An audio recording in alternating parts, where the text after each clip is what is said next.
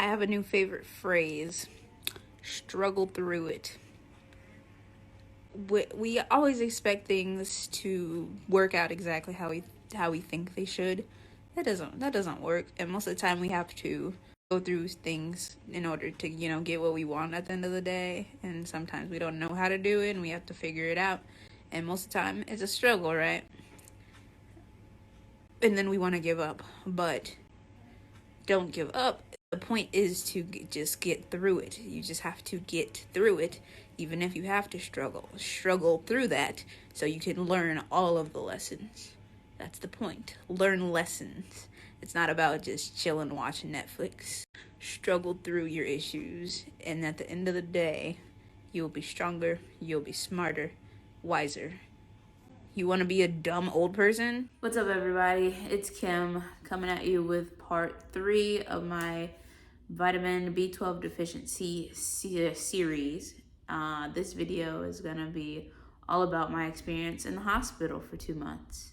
1 month was spent in the ICU, and the second month was spent in rehabilitation doing physical and occupational therapy. So let's get into it.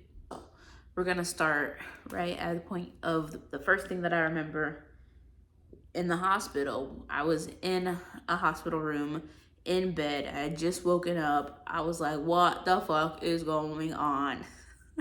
I had a little tech nurse in my room, and I remember seeing them. And according to them, after I was like conscious and very awoke and stuff, they said that I was threatening to leave the hospital and being a bit like extra and rambunctious trying to leave, even though I couldn't even move. So of course I couldn't leave, but I had really thought that I had been abducted. I thought that I was just taken. I thought I was taken. I'd been kidnapped or something. Now I'm in a hospital room being experimented on. That's how I felt at the time, okay? And so I probably woke up like that twice. And then the third time I woke up, it was like right when they had moved me to a new room. And I remember being in that new room, and I stayed in that room for the rest of my time at that hospital. I was in the hospital for literally a whole month. It was the month of September in 2020. And so the third time I woke up, I was a little bit more aware. But nothing really happened at that time. But then like when I finally woke up, I remember eating some food. They put my food in like a plastic container because weirdly enough, I was a suicide risk. I was, because I guess nobody knew what happened, what was going on. And so they had to take their precautions, and probably like after 2 or so days, they got me on with the regular stuff. That's crazy. Like, I didn't even know that was a precaution, but I guess somebody in the past used, because it's like this ceramic ware, used the ceramic ware to hurt themselves, which is interesting. So there was that. I remember that. I remember not having my glasses and not having my phone, and it took about a week for them to give me both of those things. And so I was just blind trying to watch the TV that was way too far away and too small, like up there, because there's really nothing else to really do in the hospital but watch TV. Or if you have a book, I really didn't have anything. So there was that. I literally just sat in the bed for a whole month. I could not get up to use the bathroom. I could not get up to take a shower. So using the bathroom, they have these little pails, but since I was totally unable to move the whole bottom of my body, which I should get into, but there's a number of different ways you can use the bathroom while laying down. The little pail thing, they have, gosh, I forgot what it was called. The thing that a catheter, or they also had this other thing, which I forgot what it was called, but I had this other thing that they would just, it's like shaped like a thing, if you know what I'm saying, and they put it in between a woman's legs, and it just captures all of the urine that comes out, and it was pretty effective for the most part, and the pee would just like be captured in this like pale thing behind me, and the nurse would empty that out. It was like it was a happy medium to like not getting a catheter, because those things are not good for you. They give you infections and stuff. And I couldn't move my body enough to use a pail every 3 hours, you know. So I had to use that. And then the nurse would come in to give me like little baths with warm, wet towelettes, 1 or 2 times a day. Yeah, and for a while I'm gonna get into details because this is just a part of my experience, but I could not poop. I did not poop for like a good 7 days at one point. So that I didn't have to get cleaned up for poo very often.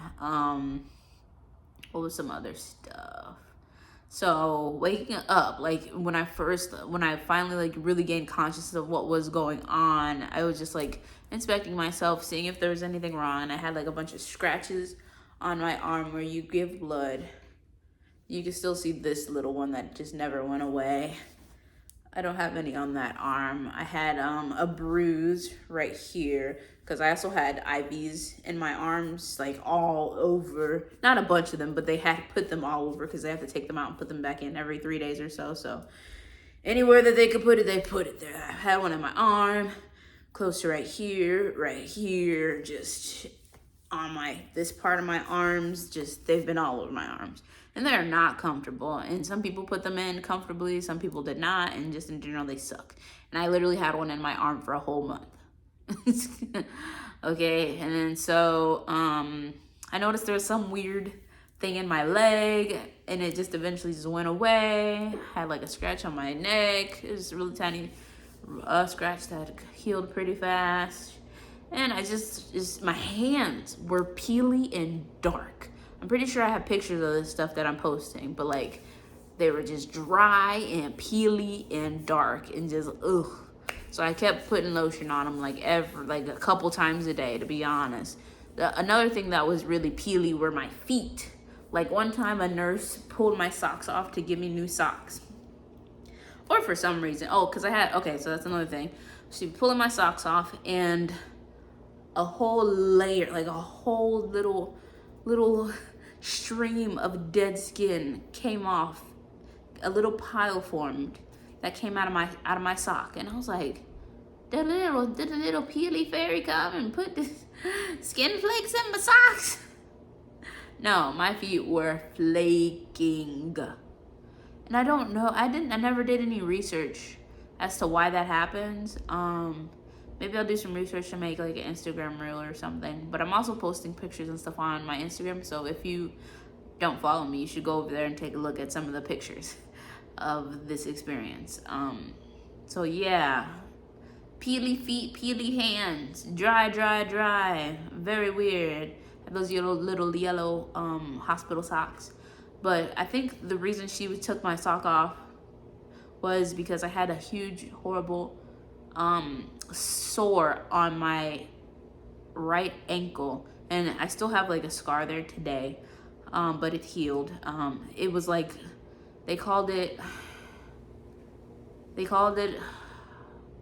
I don't remember what they called it. It was like a bed sore in a way, but it was like a sore I got on the bone part of my ankle where my body where it was not getting enough oxygen to that area, and so your skin essentially just starts to rot out in a way.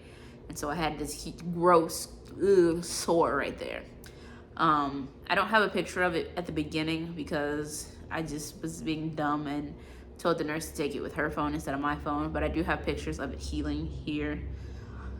So it was, if you think that's bad, the first look at it was like layers and layers of just nastiness. Like it was deep and white and pink and just it was nasty, but it healed okay. Now it's just like this black circle on the bone part of my ankle, and it's still there. I don't think that's ever gonna go away, but if that's all that came from it after all of that, I'm cool, I'm fine, I'm happy. It don't hurt no more. It took a very, very long time to heal, like 4 months, which is actually not a long time if you think about it. 4 or 5 months, maybe even longer than that if I'm thinking about, well, 5 to 6 months. It took about that long for it to just turn into this little black dot. I had to constantly like peel back the scabs and whatnot. But let's move on from that. So that I got that because I was laying on the ground for a really long time in my apartment, and that's what happens when your body when a part of your body isn't getting the oxygen that it needs. So I don't know the details because I was out of it when it was happening. So that was that.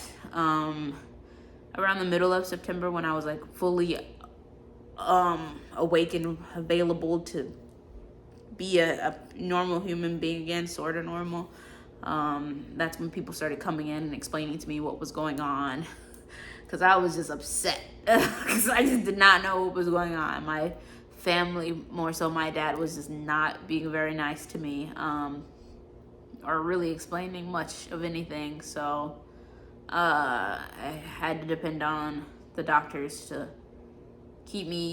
just help me understand and everything.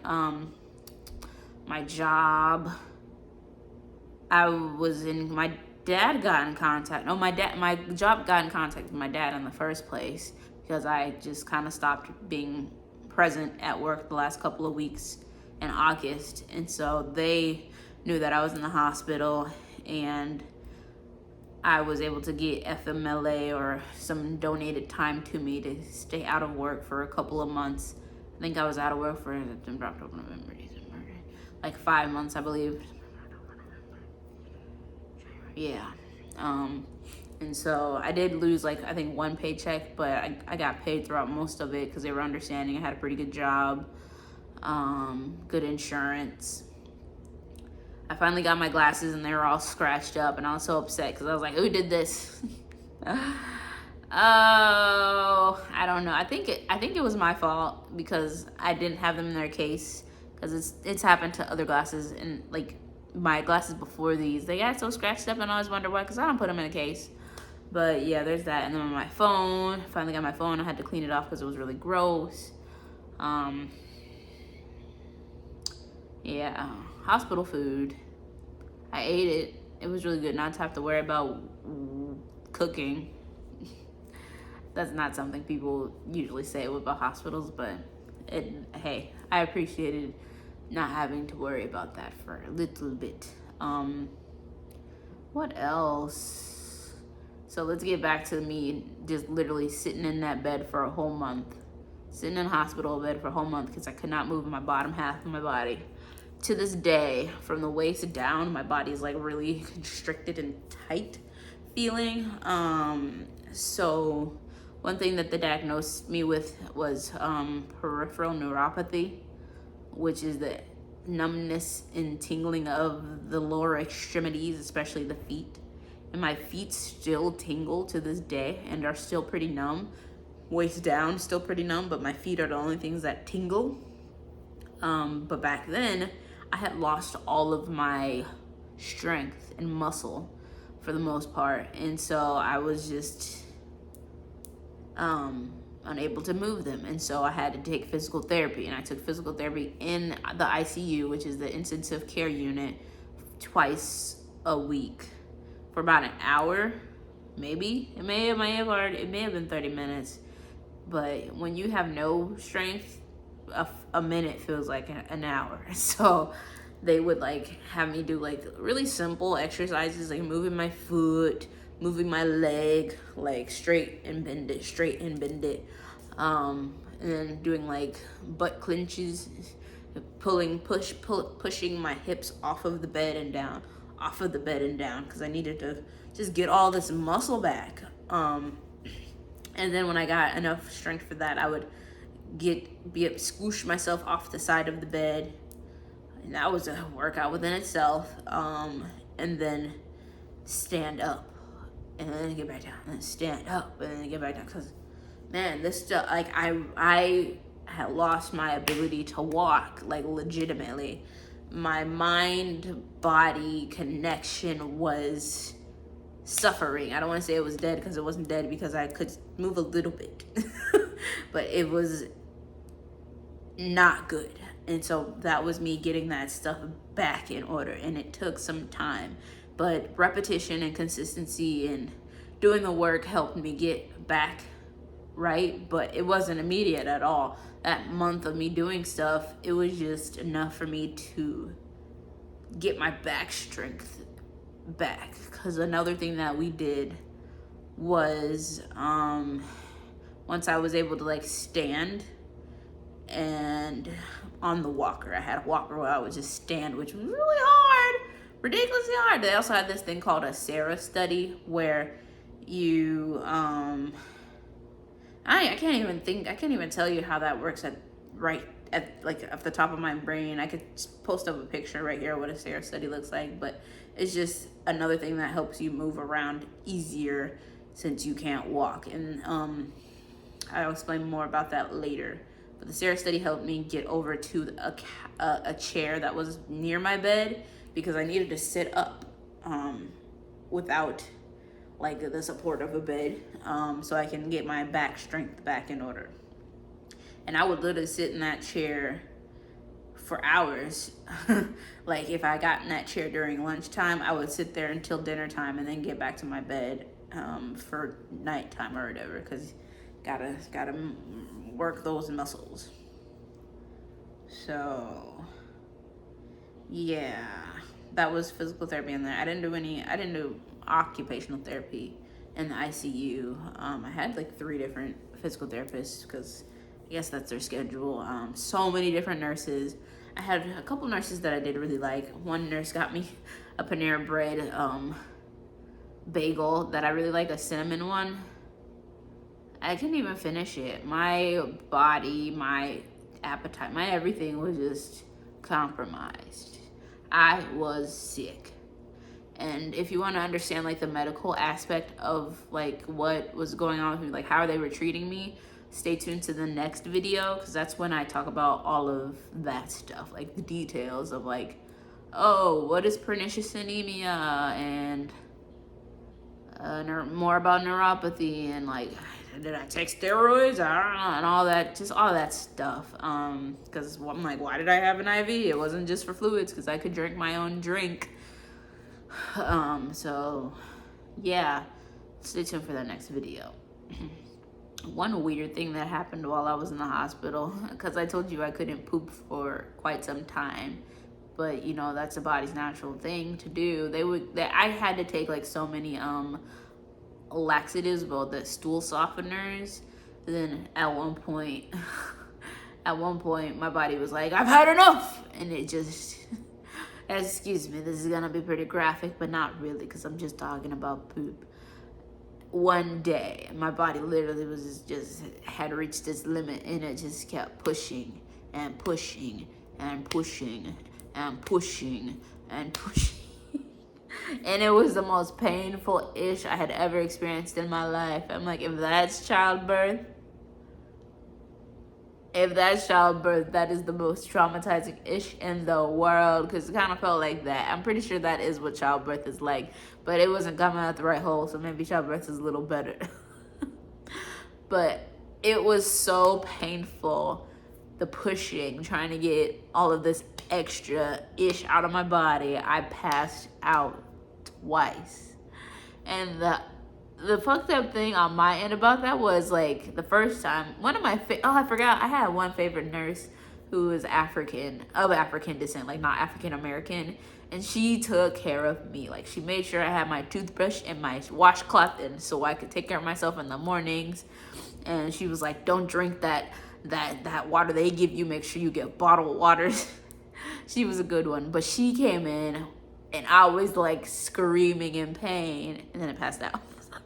And her face was so befuddled. But the thing is, I passed out and I woke up and nobody was around. And I'm like, these people see that I'm in pain, but they don't care. But I guess they've seen this before and they just knew that I had to go through the process. And eventually, like, one time I woke up, the second time I woke up, and Unfortunately, I like was like, what's going on? I was like leaning on the side of the bed, like sideways, and I like reached behind me for some stupid reason, and I got a whole handful of nastiness. And I tried to move my pillow out of the way because I didn't want it to get gross, and I accidentally got poop on my pillow, and I threw the pillow on the floor, and I called the people. I had to press the little button on the remote to get your nurse to come in, and the one of the nurses came in, and she was like, "Oh, so you're good now?" What the? I could have sworn she cursed, but anyway, and she's like, "She got it on the pillow." She yelled at everybody that I got it on the pillow. And then like probably like 3 or 4, maybe, yeah, at least 3 or 4 nurses came in. Somebody brought some peppermint because I was nauseous, like saliva just coming out of my mouth because I was nauseous. And they gave me a little throw up thing, and I was just like spitting my spit out. And they cleaned me up and got me new sheets, and I had a little warm nap bath, and all the ish was out of my body, and I was good. I was not constipated after that. I was good. But that was the most traumatizing experience I'd ever had when it comes to like pooping. It was horrible. So that kind of can. Oh, and then there's one more thing. One of the more significant things that happened while I was in the hospital was I cut all of my hair off. My hair was beautiful. It was so healthy and natural and long. I had a very big afro in 2020 because I had taken care of my hair so well. And during my whole episode situation, whatever, at some point my hair just got really matted and gross. And when I woke up, essentially at the hospital, they had a hairnet on my head, and my throat was just huge. And I was like, oh, okay, well, at least somebody like washed my hair and somehow like combed it out or something. And I didn't really pay no mind to it. But when it was about time for me to like leave to go into rehab, into the new hospital, I was like, all right, I gotta figure out what to do with my hair. And so I take the little thing off. I asked them, can I wash my hair again or something? They don't have like a facility to wash hair. You know, they have these little bags, literal bag that you're supposed to use. They put it on your hair and you just go. That's not for black people. We can't go to our hair in a bag and expect it to be not nappy and matted and all that stuff. So I was like, nah, I can't use that. I'm gonna need somebody to get a bucket of water with some soap and wash my hair, please. Like I said, I didn't have a lot of support in the hospital. I don't talk about that much. I don't know why. Maybe I really should elaborate on that a little bit more, but my dad was being a really, really bad person. Complete asshole to me while I was in the hospital. Like yelling at me, saying it was my fault that I was there. I need to get help, etc., etc., etc. So I wasn't depending on him or anyone for assistance while I was in the hospital. What I had is what I had. He did go and get my bag that I had packed to go out of this country. He got that and brought that to me when I went to rehab because I needed regular clothes because I was just in, the little hospital gown while I was in the ICU. But I needed stuff in the ICU, and so I would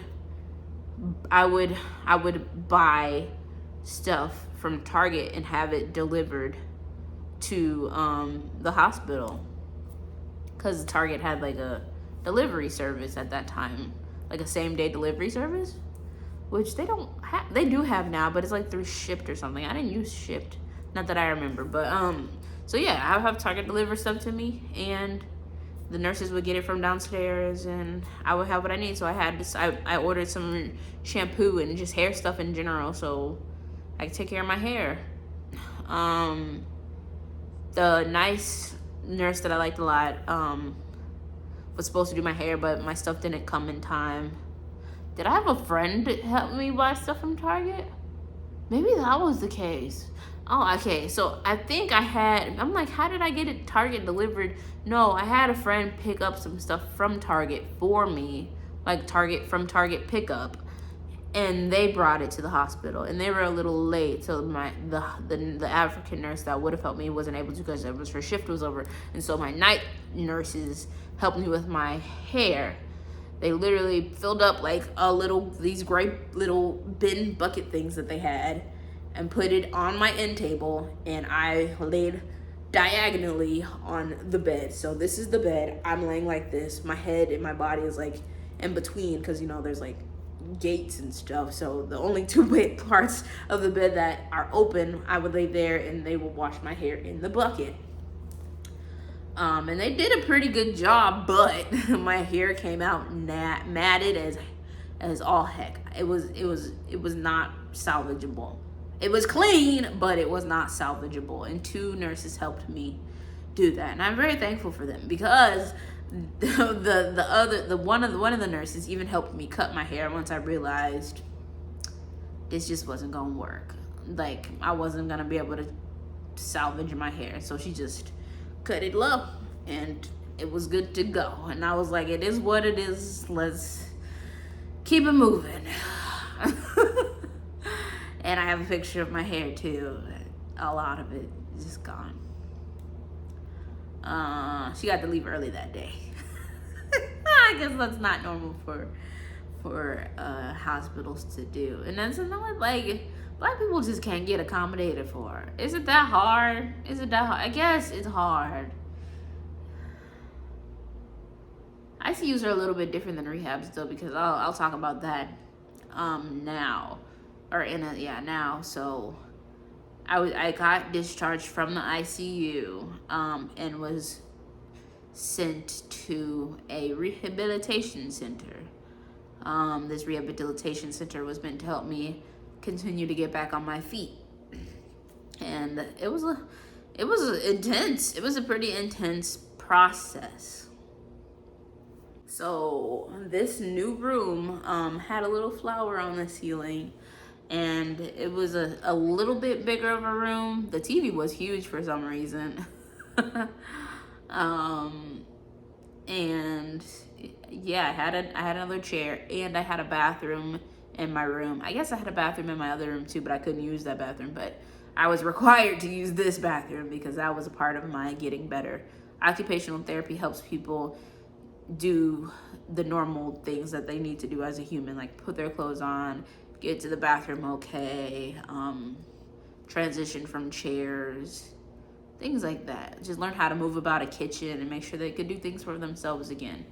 And so there was that. And then physical therapy was just really about me getting my strength back up and getting back on my feet, being able to walk. So room was comfortable. The food was a lot better there.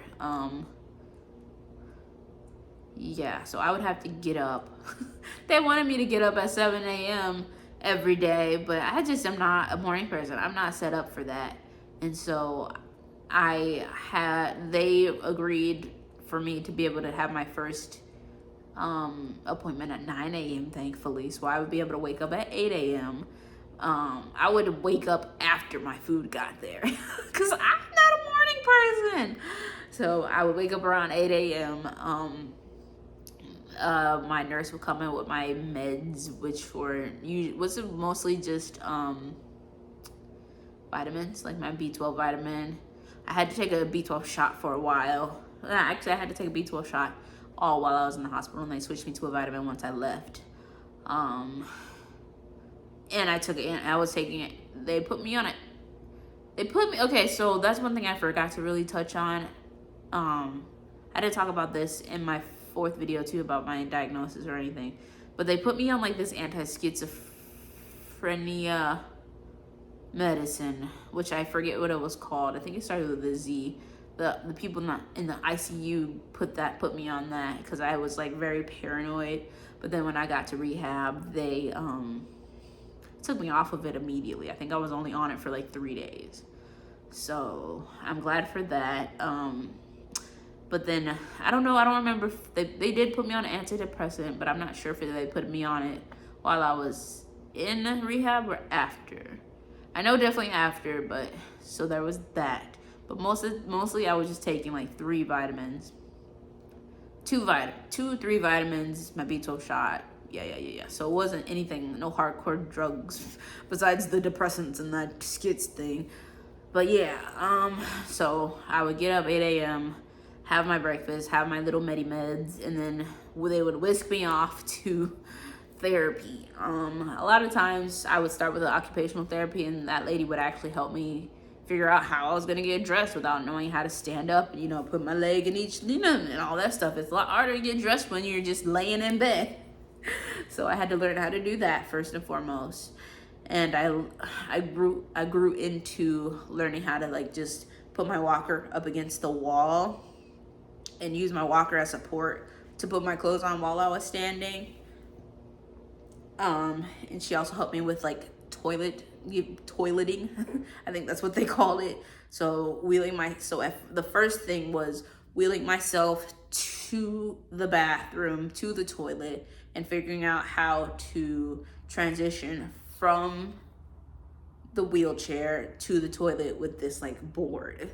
So I would like flip up the handle of the wheelchair, have a board, like this wooden board from my wheelchair to the toilet, and I would have to like scoop myself onto the toilet, and the toilet would have handles too that I always have handles. So that was an interesting thing, but I immediately like didn't have to do that. Like the learning was like not easy, but it was quick. I was like getting into the things quickly, learning the new things quickly. So another thing, after I like learned that, and I was on like a walker, I would have to learn how to like actually walk with the walker. It was very slow, but then like get into a chair with the walker, and turning and maneuvering yourself, and then like sitting and not plopping. All of this stuff was like, it sounds so dumb, it's so easy, but it was hard. All of this stuff was hard, but for some reason I have the mindset to just be able to just get stuff done and push through. And I'm very proud of myself in that fact, because this ain't something that people just want to be doing at 30 years old on a random October evening or morning, like especially unexpected. So I'm just glad that I was able to push through, because man. So also part of rehab, they had this like big area, like a gym, where you would like, there was like a bunch of risen mats where we would practice different things to make sure I was able to like get up and down and get my strength together. Had a little bike and had like 2 poles where I would like hold on to those and get up off my wheelchair and walk the pole until I got tired, and then I had to sit down because I had to get better. They had one more where there was like just one pole and there's a mirror on the other side, and so I would just stand up and see how long I could stand at the pole, because I had to strengthen my legs, and I looked crazy. Yeah.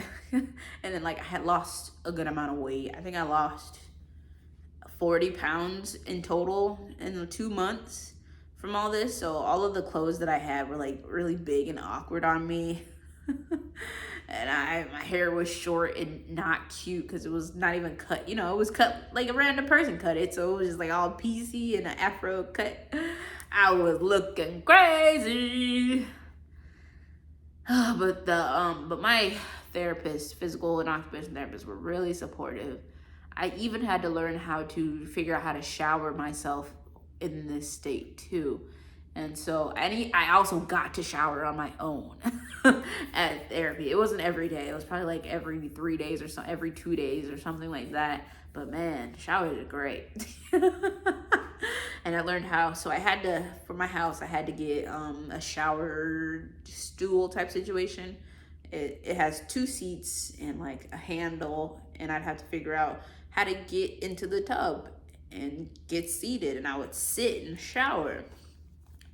And I got that relatively quickly. I healed very fast, and they said it's because I was young, that I just was able to just kind of like adjust to this new thing. So older people have a harder time. Yeah, so towards the end, my dad came around maybe 2 or 3 times. It was COVID, so people couldn't come in to the, so I didn't have any visitors at the ICU because they couldn't come in for starters. But then my dad was able to come in towards the end. But the first time he could only like come around to the window because I mean it was pretty accessible for him, but he was like mad that his shoes were getting muddy in the grass, just stuff that I did not have the energy to care about. But I'm like, why are you telling me wipe off your shoes when you're done or just don't come, you know?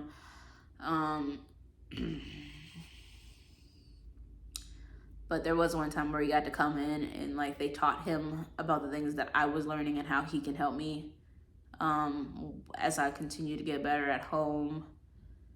And then the last day he came in, got all my stuff into the car.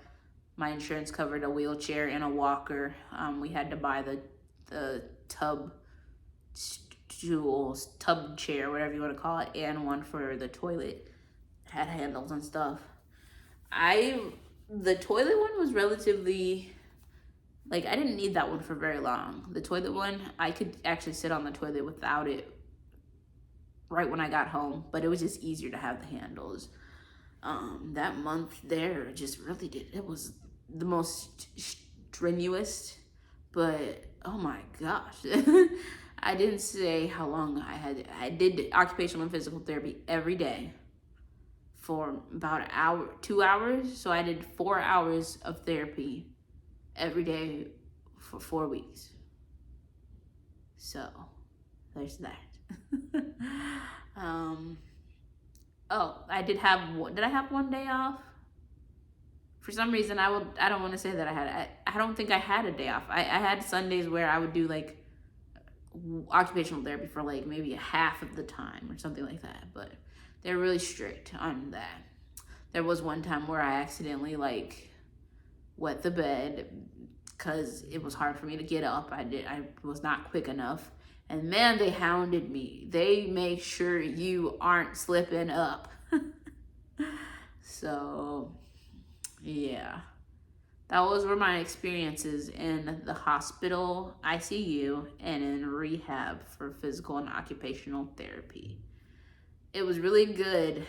We went outside a couple times during therapy too, and it was fall, and I love fall, and the weather just felt so good. Like, it was in Georgia, so it was warm, but it's still chilly, and we were like a little close to like a bunch of trees, and it just felt really good. And then when my dad pulled up in my car, it just felt really good to see my stuff again. Like, man, I feel like a kid, and I have this big, juicy, delicious looking car. I forgot that I am a person, and I've done really well for myself.